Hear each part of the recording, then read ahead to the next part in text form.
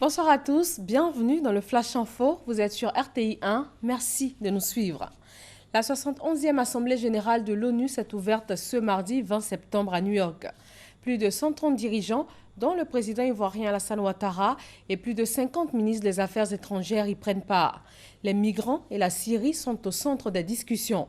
Le secrétaire général de l'ONU, Ban Ki-moon, a solennellement appelé aujourd'hui à la fin des combats en ouvrant la grande messe diplomatique annuelle de l'Assemblée générale.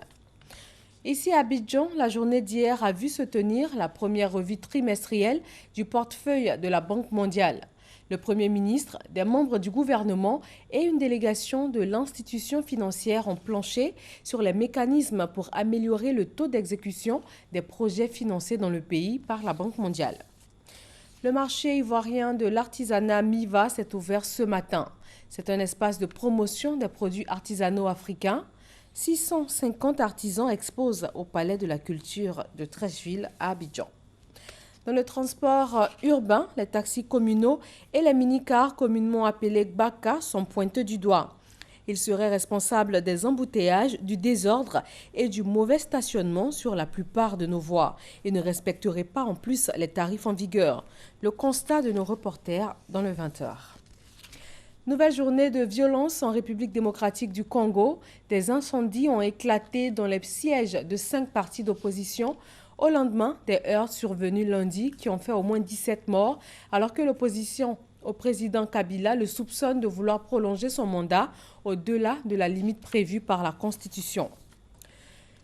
Il est soupçonné d'être l'instigateur de l'attentat de Manhattan qui a fait 29 blessés et aussi l'artisan des bombes retrouvées à New York et dans le New Jersey. Blessé et arrêté hier lundi après des échanges de tirs avec la police, Ahmad Khan Rahmani est un Américain de 28 ans d'origine afghane. Il s'agit pour le FBI de déterminer s'il a agi seul. Les voisins du jeune homme de 28 ans le décrivent pourtant comme discret et sans histoire. Retour en Côte d'Ivoire pour aborder le dossier de la purge des droits coutumiers, source de conflit entre les détenteurs et le ministère de la Construction à Djamé-Bingerville. Il y a quelques mois, le schéma directeur du Grand Abidjan a été mis en place. Ce sont 1200 hectares de terres identifiées qui vont subir des aménagements.